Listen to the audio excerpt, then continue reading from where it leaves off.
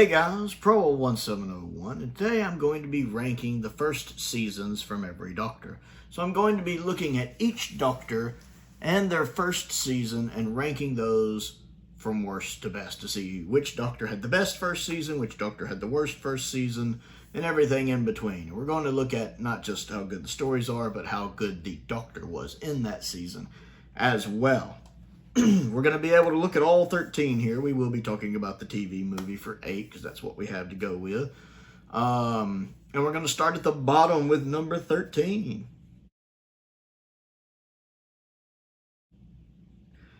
And number 13 is the 13th Doctor, appropriately enough, with Series 11. Series 11 is the worst season the show has ever done.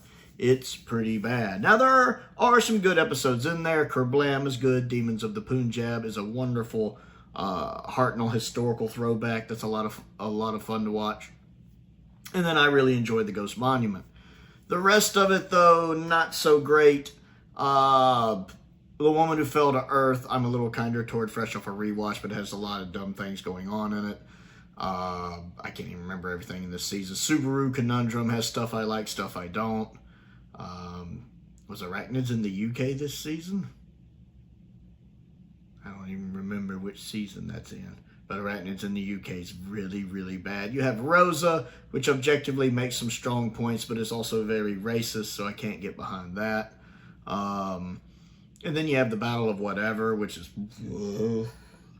And then you also have... The Witchfinders, which isn't very good either, although the guy playing King James is great. Yeah, it's just not interesting, to be honest. It's pretty bad. I like some of the ideas it tries, like not bringing back classic villains and having a more episodic format is nice, but ultimately it's just not executed well. And Whittaker is just terribly miscast as the Doctor. She's been on record for saying that she was told not to watch Doctor Who, not to watch previous Doctors to prepare for the role, and that shows she clearly has no idea what she's doing most of the time. She doesn't understand the character of the Doctor. She got a little better in the role as time went on. A little better in the role. And she does have the occasional moment she shines, but of all of the actors that have ever played the Doctor, she's the one that's the only one I'd say is just completely miscast in the role, unfortunately, and she really drags the season down. Also, having a crowded TARDIS does. That worked in the 60s because television moved at a much slower pace, but even by the 80s, that didn't work, and even the 5th Doctor's era suffered from that as well, and it really, at the quicker pace these shows move, especially the 45-minute format the show moves at now, there's just not enough time to develop a brand new Doctor and 3 companions. And as a result, it hurts all 4 of them. And then again, most of the stories aren't that great either. So yeah, this one deserves to be at the bottom. Next on the list is Series 8, which is very much a mixed bag. There are high highs in Series 8. There are low lows in Series 8. I'm not as keen on this Series 8 Capaldi. Capaldi is very good in the role. I should say Series 8 12th Doctor. The Am I a Good Man stuff doesn't really jive with me. I much prefer Series 10 Capaldi. But I still prefer Series 8 Capaldi over Series 9 Midlife Crisis Capaldi until the end of the season when he really snaps up a little bit. The stories, again, are very up and down. I like Deep Breath. Into the Dalek is okay. Not great, but okay. I do like the Robots of Sherwood. I think Listen is hot garbage, especially the ending. I like Time Heist. I think The Caretaker is really bad. Really bad. Kill the Moon is the worst episode of Doctor Who ever made. But Mummy on the Orient Express and Flatline are phenomenally good stories. Then you have In the Forest of the Night, which is also very bad, pretty crap. And then a finale, which is mediocre at best. So there's a lot of all over the place with this season. High highs, low lows, and right in the middle. It just kind of places here to that. It's a hodgepodge of stuff going on. Number 11 is Series 2. For the same reason, it's so much of a mixed bag. You have the high highs of The Impossible Planet, The Satan Pit, School Reunion, and The Girl in the Fireplace, which are all phenomenal. You have the low lows of Fear Her and Love and Monsters, which are terrible. Then you have stuff kind of like New Earth, which is okay. Christmas Invasion, which isn't that good, but has a pretty good last 15 minutes. I'm a little kinder to it, fresh off a rewatch. Idiot's Lantern, which is nice to view once every 7 years or so, and the woman playing the wire is really good in it. With a finale that, for the most part, is good without being great. Again, very much a mixed bag. Plus, while Tennant is very good in Series 2, I don't think he quite has hit his stride yet like he does in Series 3 and 4. He's still really good, though. And Series 2 Rose can be a bit bothersome, let's be honest. So it just kind of falls here because of that. Next on the list is Season 24, which would be higher if it didn't have Delta and the Bannerman in it. Delta and the Bannerman, I guess I'm a little kinder to it off the last rewatch, but there is a lot of stuff in it I don't care for. Has some good things like the villain and stuff in it, but for the most part, not very good. Time in the Ronnie, I'm a little kinder toward. I know all the behind-the-scenes stuff it had going on. It's a miracle it came out as good as it did. And then you have Paradise Towers and Dragonfire, which are both really good. And McCoy, unlike popular opinion, actually started getting into his role pretty easily. I mean, he's getting way more serious even by Paradise Towers, his second story. A lot of people think all of the McCoy era is Time in the Ronnie. And to be honest, not even all of 24 is Time in the Ronnie. It's really just Time in the Ronnie that's Time in the Ronnie. Colin and Sylvester both suffer under people assuming their whole era is what their first story is, and it's just not the case. And plus, we get the introduction of Ace in Dragonfire, which is really nice. Next on the list is Series 5, which is the strongest of the Matt Smith era. I think it's pretty solid, pretty consistently good. 11th Hour, probably the best post-regeneration story we've ever had, objectively. Beast Below is really good. Victory of the Daleks has its flaws, but I still find it entertaining watch. It's nice to see the Daleks win for a change. The Angel two-parter, I think, is really good. Vincent and the Doctor is a mixed bag for me, but does some good things, even though it also does some bad things. The finale doesn't quite stick the landing. Doesn't quite stick the landing, but it's fine. I forget what all else is in this season, to be honest, but there's a couple other things pulling it down. Matt is definitely his best as the Doctor here. He really seems to balance the comedic stuff with the serious stuff, and he does the old man and a young man's body really, really well. This is just kind of where it lands. Next on the list is the TV movie. It is flawed, but I like it. One, McGann is fantastic. McGann is so good in the role. He's the best part of the movie. Sylvester McCoy is great. The little bit of screen time we get with him, I enjoy him. I like Grace as a companion. Not really keen on the character of Lee. He's okay. I do love the fact the Master gets a companion for the story. That's pretty cool. And I enjoy Eric Roberts' Master. I think he's underrated. There is some nuances to his performance that I actually really enjoy.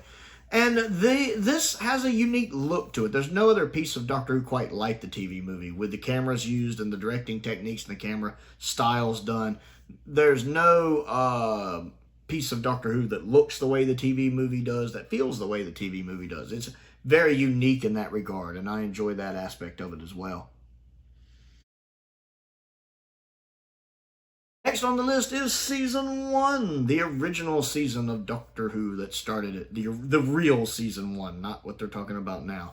An Unearthly Child has a phenomenally good first episode, and then the rest of the story is fine. I don't mind it, but that first episode sets everything up so well. The Daleks drags, but it's enjoyable. I do prefer the colorized version of it.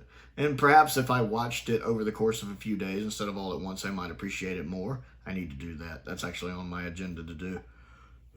Can't stop yawning. Can't stop yawning today. Right when I start talking about the Daleks, I start yawning. That's appropriate. But it's fine, I guess. Edge of Destruction doesn't do a lot for me, but I love the ending. I love the cut-down version of Marco Polo. Keys of Marinus is really good. The Aztecs is good. Overrated, but good. The Censorites I enjoyed. I don't know if it'll hold up on rewatch, but I enjoyed it well enough, and I love the Reign of Terror. I really like watching Hartnell transition in this season from the kind of grumpy, crotchety old man to the more kinder person we think of as the Doctor. Very early, really by the end of the Edge of Destruction, we start to see that change. and over the course of the rest of the season. I mean, by season 2, he's the more kind-hearted first Doctor, the more heroic first Doctor, which I like. Ian and Barbara are great companions. Not a big fan of Susan, neither was Carolyn, to be honest. But I like Ian and Barbara a lot. They really help sell this season for me. Next on the list is season 19, Peter Davison's first season. I think it's got more hits than misses.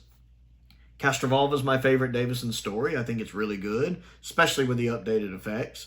I like Fort of Doomsday, very underrated, great studio set story. Kenda, I don't care for. It's one of my least favorite stories. But the back half of it is much better. The first 2 episodes are utter garbage, and the Doctor acts like an idiot. When the girl calls him an idiot, I'm like, yeah, why is he like that, this story? But the second half of it I do enjoy a lot better. It does pick up. Earthshock is great. The Visitation is great. Love the location work for the Visitation. And the kind of, not bounty hunter, but the one guy with the 2 pistols who's kind of there, the guest star. I really like him a lot. He's really, really good. The robot is very 80s. The robot's one of those things you can look at and go, this was made in the 80s. It's not perfect, but I enjoy it. I'm not a fan of Black Orchid. The location work looks good, but I'm not really a fan of it. And according to the audio commentary, neither were the people who were in it. And then Time Flight's underrated. Having recently just watched Time Flight, it's fine. C story, but fine. On the list is Series 1, the series that started modern Doctor Who. It hasn't aged the best, but I still enjoy it. Eccleston's a great Doctor. Rose is really good this season. The episode Rose is a great way to start the show and get people, a whole new generation, hooked on it. It does that very effectively. I like how it introduces a classic companion, or brings back a classic companion, but it's a smaller one, like the Autons. I like that. End of the World is really good. Some of the effects haven't aged well, but it's a really good story. The Unquiet Dead's probably the scariest episode of Doctor Who ever made, and it unnerves the crap out of me, so I always give it points for that, even though I can't rewatch it. The World War III 2-parter, I'm going to be honest, I used to like it more. I don't go back to it much now. It's just kind of, Dalek is phenomenally good. One of the best Doctor Who episodes ever made. I absolutely love Dalek. Possibly the best Dalek story. The Empty Child 2-parter is really, really good. I love that. Stephen Moffat on his S-tier game. Boomtown is fine. The Long Game is fine. And then the 2-part finale is good. It's a strong season with a strong companion and a strong Doctor that I enjoy. Next on the list is Season 22. What a banger of a season. There are no bad stories in Season 22. I like Attack of the Cybermen. I like Vengeance on Varos. I like the 2 Doctors. I love the Mark and the Ronnie. The Mark of the Ronnie. It's my favorite Colin story. It's really, really good. Time Lash with the updated effects is great, partially because of the updated effects, partially because Paul Darrow is just hilarious to watch in this. He looks like he's having such a ball. And then Revelation of the Daleks is good, even if it is padded in spots. It's still good. All 6 of the stories in this season, really good, really good. And Colin, while being a little over the top, he's much more calm than he was in Twin Dilemma, so that's a step in the right direction. Next on the list is Season 7. There's no other season quite like Season 7. Season 7 has a very adult, grown feel to it that no other season has. Even in the Pertwee era. The rest of the Pertwee era feels a little more family-friendly, with the exception of Mind of Evil, really, which feels like it would slot more in with Season 7. Season 7 feels like Doctor Who grew up. It has a more adult nature to it, more adult themes to it. Especially, you look at Silurians in a post-COVID world, it just hits differently. It hits harder. But you have Spearhead from Space, which is phenomenally good and looks gorgeous being shot entirely on film. Silurians deals with several heavy themes, including the fact there's no good guy and bad guy in Silurians. You have 2 people, each with valid points of view about why they should own the Earth. And they both have groups of individuals in them that don't act very well. They're not exactly commendable examples of their species.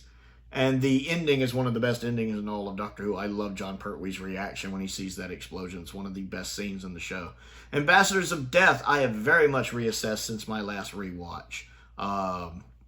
a very good story. I've always enjoyed the actual story. I always thought it drug on far too long. But I've learned that some episodes of classic Doctor Who just aren't meant to be, some stories aren't meant to be watched all in one viewing. Some of them you do have to break up and watch over time. And Ambassadors works much better if you watch it over the course of a few days, or at least take breaks in between the episodes. It sits much better.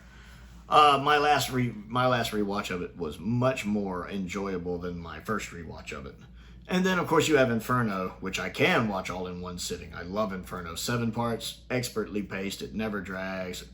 Dealing with multiple plot points that all dovetail together perfectly with parallel universes, creatures from the, an ooze from the depth of the earth that change creatures into basically werewolves. And we always have to remember they're not aliens. That's a sludge that comes out of the earth. I want to see Modern Who tackle that. And then other political themes going on in it. It's well cast, well written, well directed. It's just one of the best Doctor Who stories ever made. I love season 7. And of course, Pertwee himself is great, and Carolyn John is phenomenally good as well. In second place is season 4. I do enjoy season 4 a lot. I've read The Smugglers and really enjoy it. The 10th Planet is okay. The first 2 episodes are really good. The second 2 episodes a little lacking. I love Power of the Daleks.